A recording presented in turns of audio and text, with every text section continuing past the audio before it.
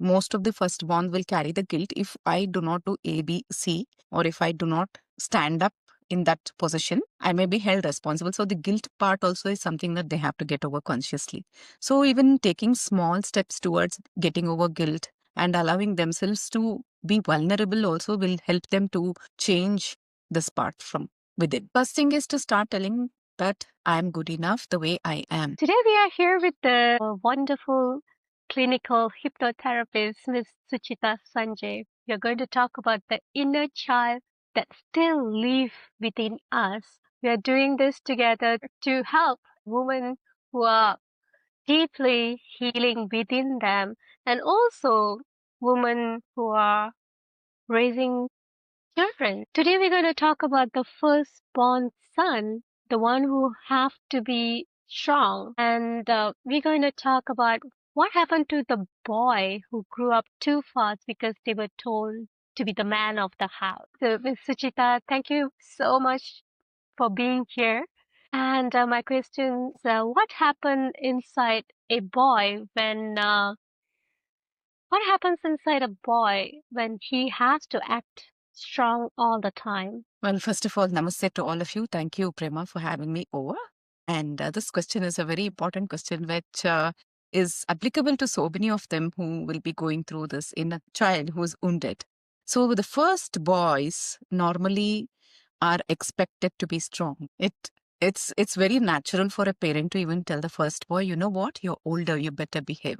You know what, you're older, you will set the next example. So you be aware of what you're doing. So at times, the firstborn will not be given the ability to express. Instead, there is a lot of suppression of emotions also that goes on. And the ability to even express goes away. And the second is the child starts seeing himself as, if I show weakness, I will not be approved. So that is also something that that a firstborn normally tends to carry.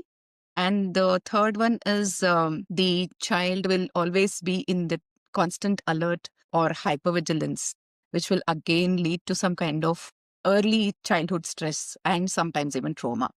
So if I have to just give you an example, if a parent has told the firstborn to take care of the secondborn, who's just 2 years apart, and something goes wrong while taking care, because the child can do only to the extent that the child knows, right? And the parent is expecting already too much of the first child. And if something goes wrong, then again, the child is to be blamed. So the stress of being hyper alert all the time starts very early. Although the child is just 2 years older than the younger sibling, the child is expected to be there. So the automatic expectation of a child to be losing the childhood very early on is also very stressful for the first child, firstborn. And again, when they are trying to keep up with everything, they somewhere lose out on being their authentic self. They disconnect themselves from being authentic. It is because they're always trying to stand up for somebody else's expectation of them. Once the responsibility builds, they also kind of start losing their identity, because it's always trying to keeping up for somebody else's expectations. And they even forget to be joyful or express themselves in a better way. Somewhere deep inside, they also have this feeling that they're invisible emotionally. That is, their emotions are not being heard or ignored. That's a lot for a very young child. Absolutely. So what the parent forgets is that child is just 2 years older, and that child cannot be given a responsibility that an adult can take. So expecting too much of the first child is also something that it is a kind of a wound that a child can tend to carry well into the adulthood. So is there like a age where you would say that they shouldn't be doing this at all because it's a child, whether it's a child is 5 years old, 7 years old, 10 years old, to be asked to care for a younger sibling is not something that a parent should do to any child at any age. Is that true? The parent has to be very careful what they are giving as a responsibility to the first child. And no matter how old they are. How old they are. So how does it affect him as a grown-up man at work or in his relationship with his kids? Well, in his work, he may be a perfectionist. He may turn out to be a perfectionist. He may not be. He may turn out to be a perfectionist, because everywhere everything has to be perfect. The hypervigilance part of it may start playing in his mind. At the same time, he may be a good achiever also. It is because from the young age, he's expected to be responsible. And another disadvantage is also he will have trouble delegating the work, because if he starts feeling that if I start delegating it to somebody, they may not do it as well as I do. It may not be done right also, is something that they may carry within them. So there is also risks of burnout because they're shouldering all the responsibilities, they're not able to delegate, and also they look for perfectionism, so they find it very difficult to even delegate to somebody. So this is the work side of it. Well, when it comes to the relationship part of it, since they were not heard emotionally when they were younger, they tend to even be less available emotionally to the partner. This may happen. And also they may not be ready for having deep conversations, and they may not be physically present. I mean, they may be physically present, but they may be emotionally absent. So this may happen in relationships. Whereas when it comes to handling their own kids, they may start imposing the same things that they faced in their life. That is one thing. And the second thing is they may even find it very difficult to be emotional towards or affectionate towards the kids. And also another part is they may be overly strict. And on the other side, they may become even overly liberal because they feel throughout their childhood they have been affected, so they don't want their child to be affected in some any way, so they kind of become liberal. So both can happen. Can you elaborate more his relationship with other people? Can you elaborate more on that? With the firstborns normally is they do not try to prioritize themselves first. It is because they're shouldering the responsibility of everybody, or they're expected to shoulder the responsibility or even stay according to somebody else's expectation. So when they're not prioritizing themselves, it becomes even very difficult for them to prioritize their own partner, because everybody else is important and they have to live up to that standard of their expectations of others. So at times, the partner may feel emotionally very drained because nobody is there to even share her own emotions with, because the partner himself will probably be emotionally feeling out, like, he won't be available emotionally because he feels that he has more responsibilities towards others. So does that mean like because he's not emotionally available for himself, he can't sense that he's not available for others also, and Absolutely, that is not only he's converting his love, attention into responsibility alone. yes, into responsibility alone. So even enjoying simple things becomes very difficult because all the time he's not been allowed to express joy in a way. So how do we help him to feel safe now, like to cry, to speak, or rest, or just to be emotionally available?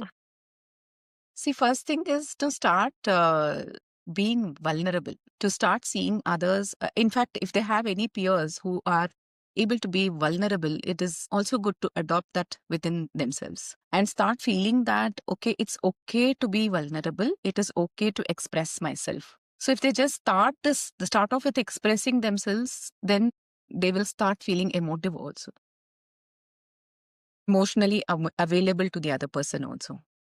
It is because they understand now being vulnerable is a strength, not weakness. And at the same time, giving auto suggestions to the mind, like, it is okay, I'm safe, I feel good expressing myself. So most of the time, these people are the ones who feel very lonely because they feel that they're expected to be in a certain way and they can't run away from certain things, or they can't be their authentic self because they're always trying to be the one who's responsible. So they have to start telling themselves it's okay. It's okay. I am okay the way that I am. I feel good enough with the way that I am. So if you want to like share this knowledge with the firstborn, would they be defensive to say that what you're saying is not right? If yes, how do we work with that?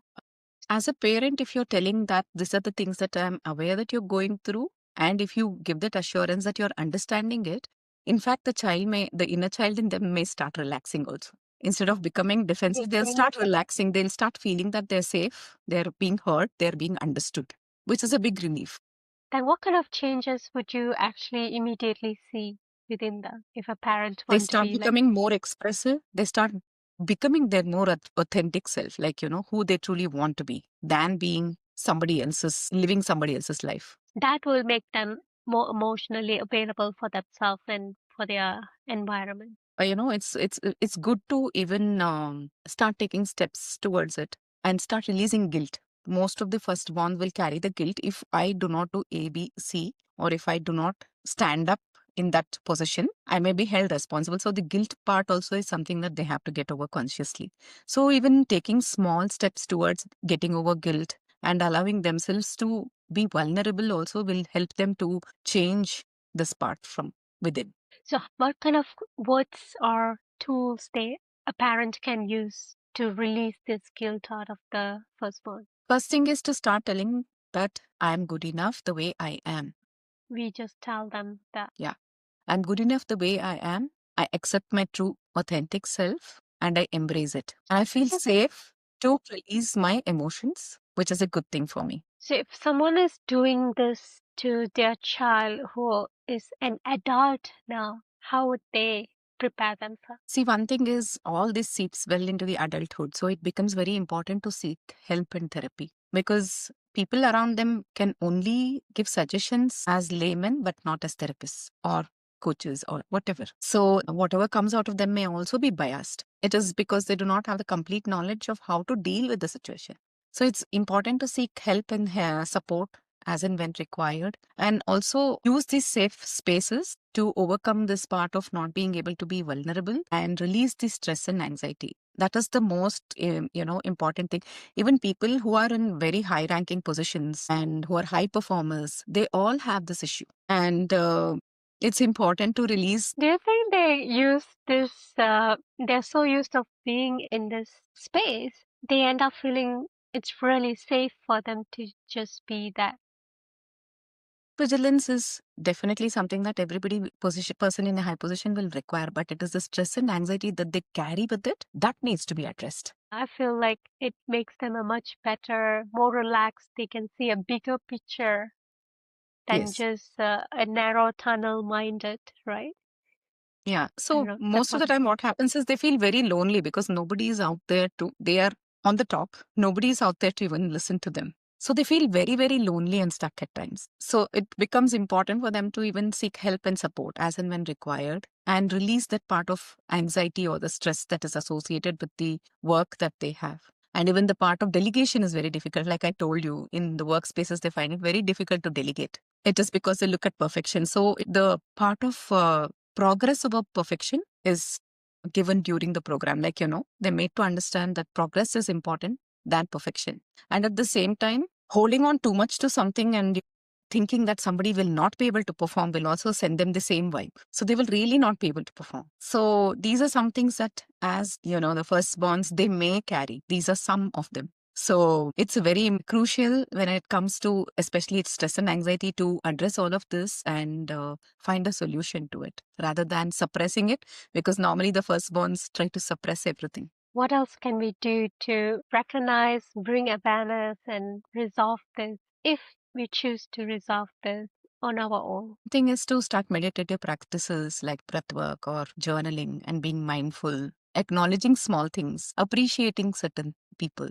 So it's very important to appreciate. Instead of looking for perfection, it is important to identify what that person has as a positive quality, appreciate that, and at the same time, whatever the other person requires that needs support, say that you're there for support. What happens is also when they start appreciating others, they will also get the same appreciation and acknowledgement, which is also very, very relieving and calming. Another thing that I would like to add is to find support groups. If at all therapy is not an option, even support groups where, a circle of men where they feel safe and, be there available for each other and start expressing themselves is also something that one can consider doing if apart from therapy and looking out for a model who is this person who can express emotions. So these are some things that one person can do. There will be a lot of support group out there for anyone who's willing to help themselves. So we will continue our conversation with the second one in our next episode. Thank you very much, Miss Suchita. I'll see you again. Thank you so much. See you.